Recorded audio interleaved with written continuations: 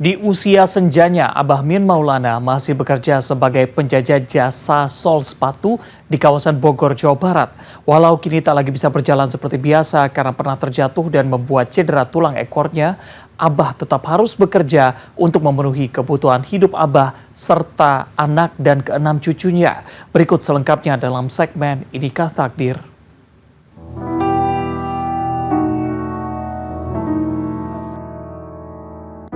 Dikumpul-kumpul habis lebaran. Agus, bagaimana kalau dipikir mah apa susah.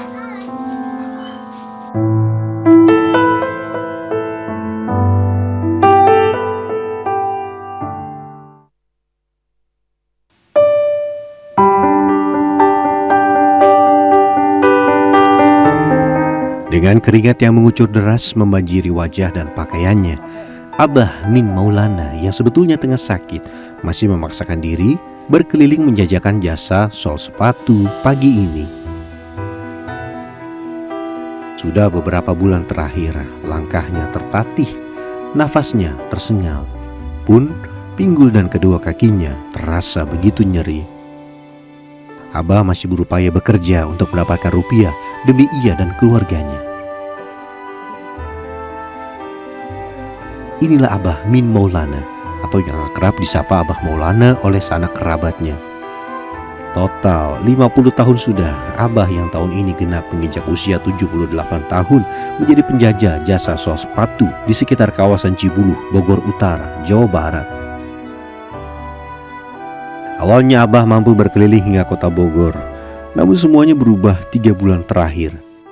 Insiden terjatuh yang membuat Abah mengalami cedera tulang ekor 2020 silam kini terasa begitu nyeri. Dampaknya, sekarang Abah hanya mampu berkeliling di sekitar kawasan tempat tinggalnya saja. Tadi memang nggak ngerasa apa-apa. Kan susah, tulang ekor panenu. Abah terpaksa menjadi tulang punggung keluarga. Sang menantu yang bekerja sebagai sopir angkot rata-rata hanya mendapat uang bersih Rp50.000 dalam sehari dan tidak mampu mencukupi kebutuhan Abah, anak, serta keenam cucunya. Kurang mah ya kurang, dengan anak banyak, uang. Zaman sekarang apalagi lah, cari duit itu sulit ya. Kelelahan hingga nyaris terjatuh membuat Abah memutuskan untuk mangkal di salah satu masjid di Kelurahan Cibuluh. Abah tidak mematok tarif untuk jasa sol sepatu, namun biasanya bila berkeliling hingga ke kota Bogor, Abah mampu mendapatkan 100 hingga Rp150.000 dalam sehari. Namun setelah sakit di tulang ekor Abah semakin menjadi, Abah nyaris tidak bisa kemana-mana. Pemasukannya pun turun drastis hingga Rp30.000 saja dalam sehari. Sepak jatuh 4 kali. Sekali, 2 kali mau beli ikan. 3 kali di depan. 4 kali kemarin kejadian. Yang paling parah tentu yang pertama kali jatuh saat terkena tulang ekor. Kesini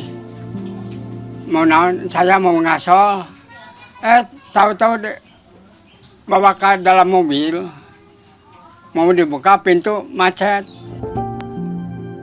Di dalam mobil itulah Abah diperas hingga kehilangan uang sebesar Rp1.500.000. Tidak hanya sekali, 2 tahun berselang di tahun 2020, Abah kembali ditipu dengan modus yang sama hingga harus kehilangan uang Rp800.000.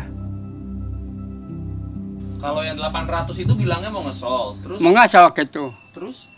Iya, tahu-tahu Abah disuruh ke dalam.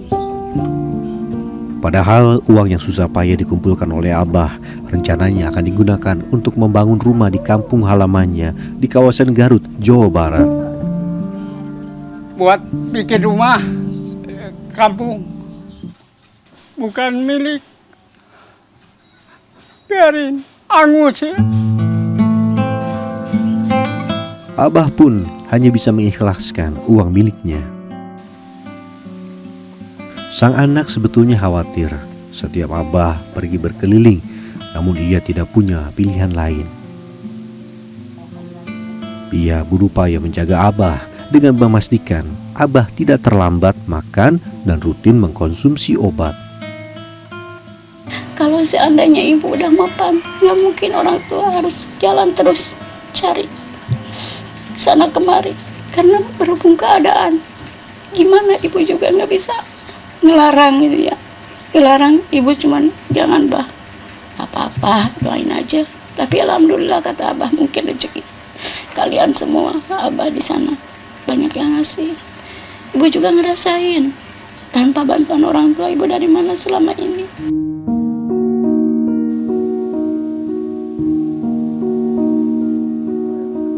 Sudah beberapa pekan belakangan Abah membuka jasa sol sepatu di kontrakan kecil tempat ia, anak, menantu dan cucu-cucunya tinggal. Memang tidak sebesar ketika ia berkeliling, tetapi inilah cara terbaik yang bisa Abah lakukan. Enggak sih, enggak terlalu butuh, cuman saya kasihan aja lihat si Abah gitu. Berhutang jadi cara terakhir Abah dan keluarga untuk membayar sekolah, membayar kontrakan, serta mencukupi kebutuhan hidup sehari-hari. Tentu sembari mencari cara untuk melunasi pinjaman yang semakin menggulung. Rumah juga sekarang udah mau 2 bulan belum kebayar. Ini belum kebayar. Ya itu Abah mikirin rumah, gimana bayar. Gak ada uang, mau keluar dia belum sehat. Ya jadi kepikirannya kalau punya rumah sendiri mau mendingan pulang, nah ada buat songkosin mah gitu kata dia.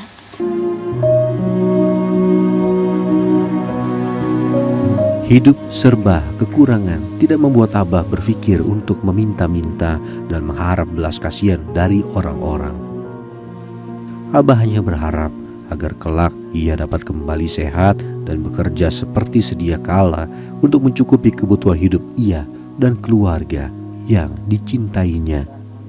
Rian Fernando, Dwi Agung Yuldiarto, Bogor, Jawa Barat.